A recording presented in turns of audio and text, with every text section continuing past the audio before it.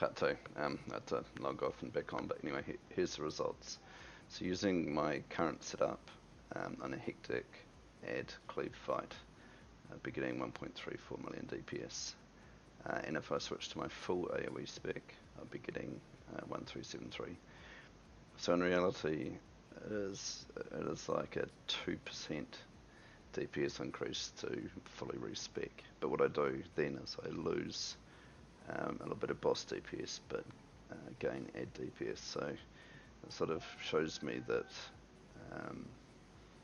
probably doing the right, well, I think I'm doing the right thing by leaving my single target spec, because it still does a really good cleave, which I mean this here shows, but also does really good single target DPS. Okay, so the last thing I'm going to do is, I know now that I'm wearing all the right gear, so let's go back to top gear, put this back in, and I just want to make sure that I actually compared the correct neck. So I'll switch it back to patchwork. Did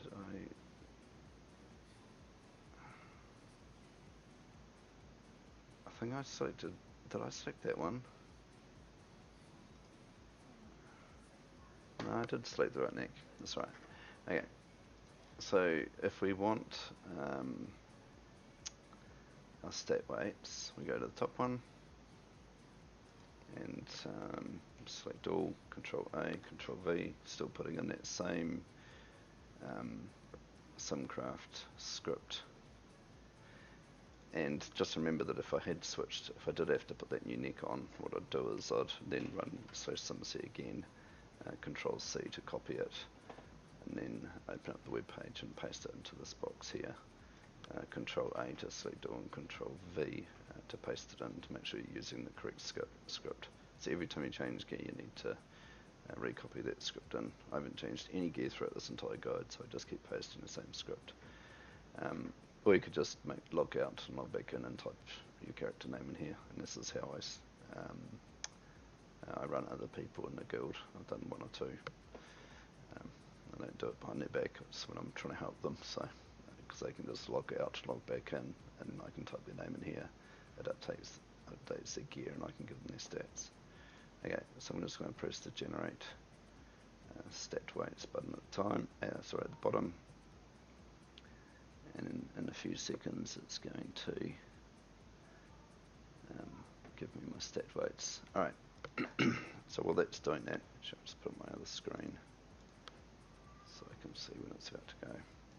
Okay, so pawn. The easiest way to get to pawn is to open up your character window and then press the pawn button. And on the left hand side here, this is the ones that it's going to show in your tooltip. So if I open up my gear, mouse over a piece of gear, this is something that I just got from Raidfinder.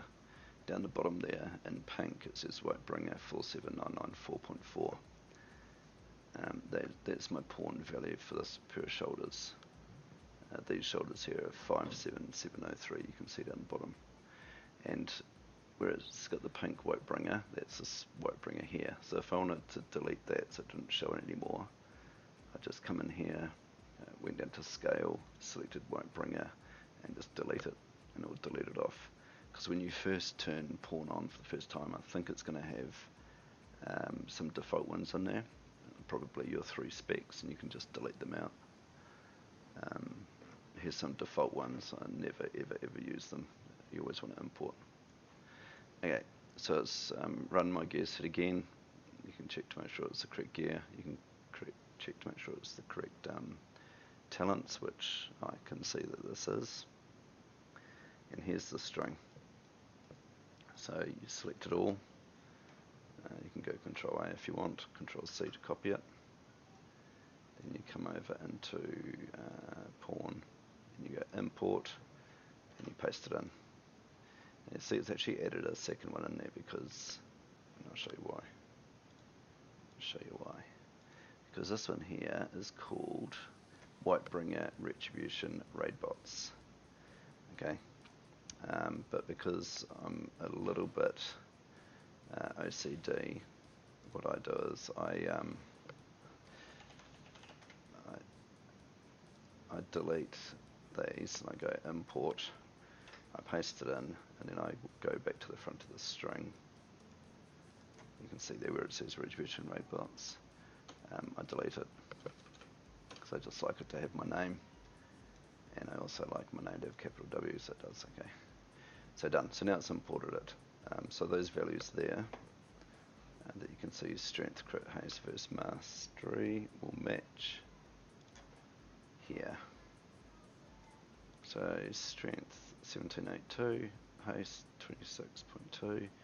Okay, so they're all in there. So that's my new stat weights. My shoulders still the same? No, look, my shoulders have changed. They were 577 something before, now they're 569.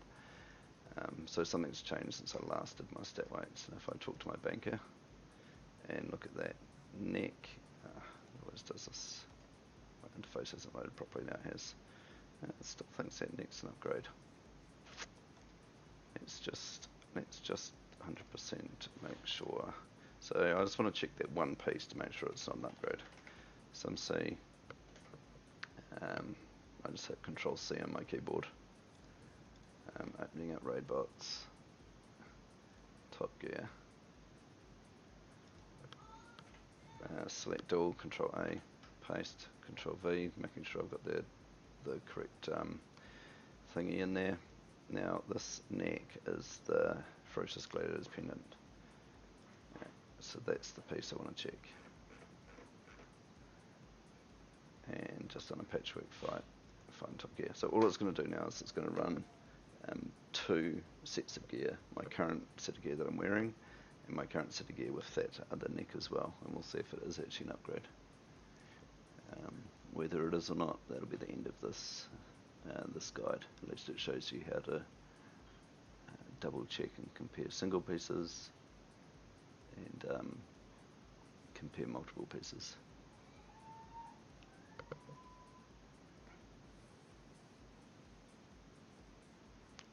So combo number 2, what is best?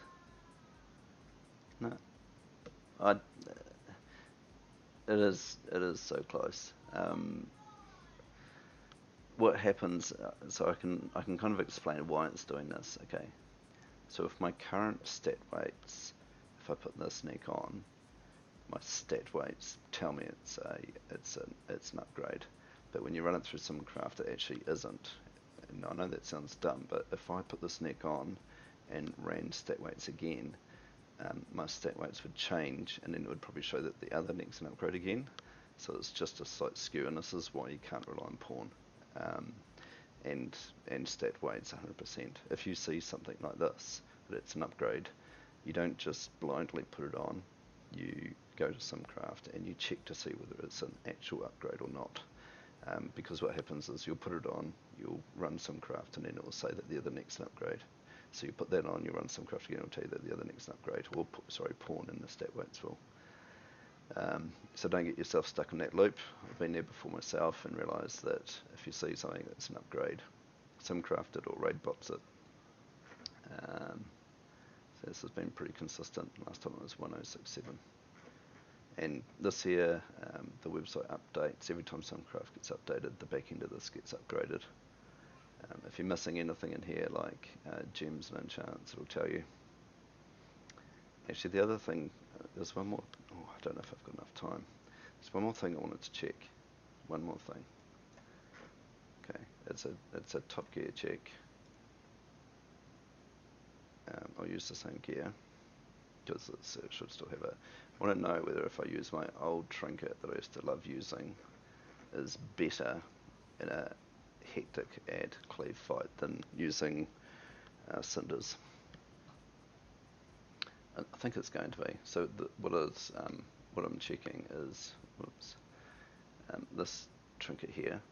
So it's 910, so it's certainly not bad, and it's got a socket, and it's a really good AoE trinket. So I'm thinking in cleave fights I should be switching out. I think it's going to be my cinders.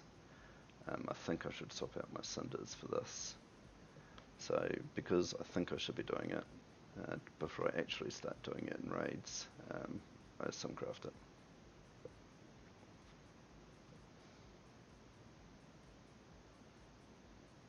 Okay, when I get the results of this is truly the end. So the reason why it's running 3 combinations is running every combination of my trinkets. Adding 1 trinket in gives you 3 possible combinations.